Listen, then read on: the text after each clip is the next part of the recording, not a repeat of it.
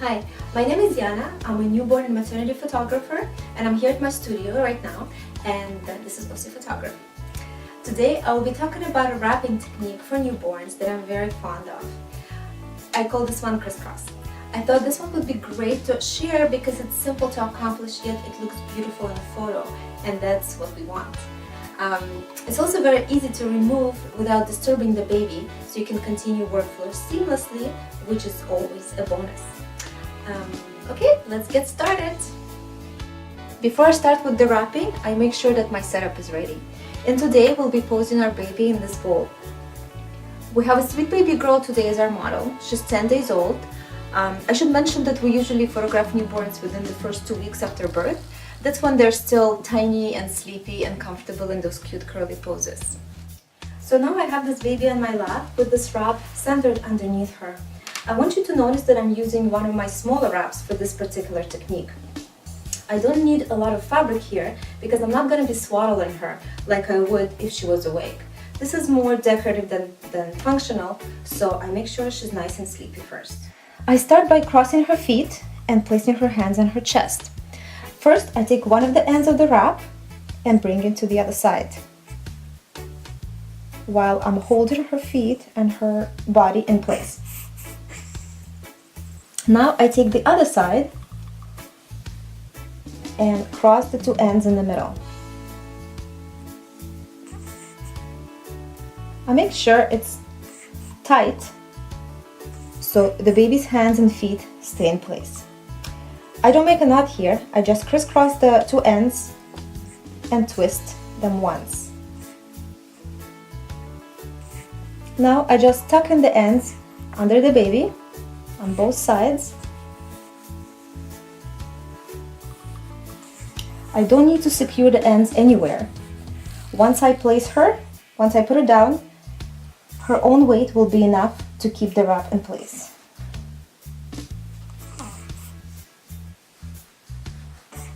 Now I spread the fabric to cover her shoulders and her legs while leaving just this little opening for her feet to show.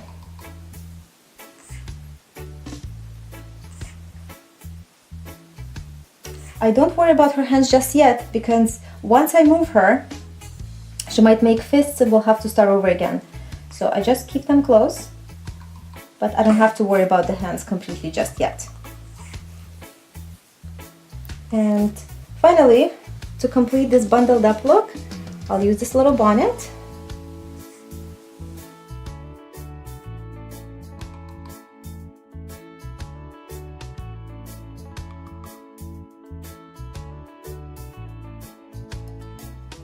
So wrapping the baby is only half the work. To get great shots out of this, I still need to pose her to look all curled up and snug.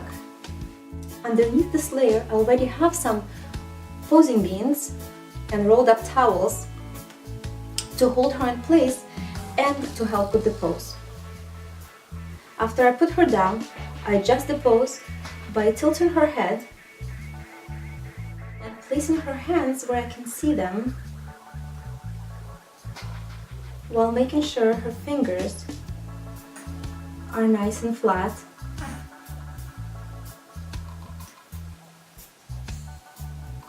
And sometimes we're adjusting the feet as the baby moves.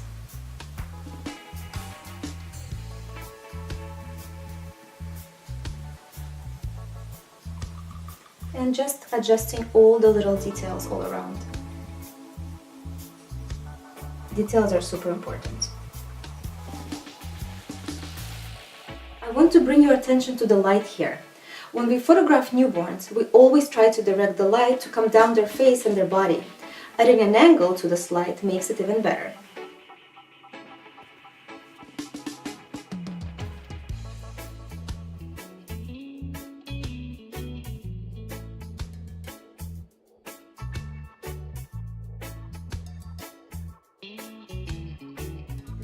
As I mentioned before, this wrap is easy to remove, so we can modify the setup with minimal effort.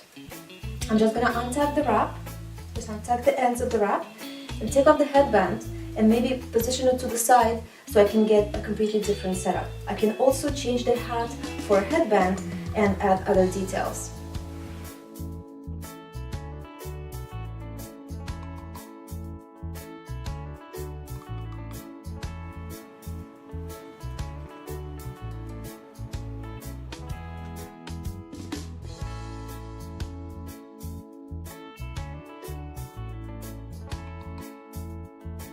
When a baby is all curled up on her back like this, she's in the perfect position for macro shots, also called detail shots. I prefer to take those without any headpieces or any other details. The more basic, the better. So I'll just remove all of that and change to my macro lens.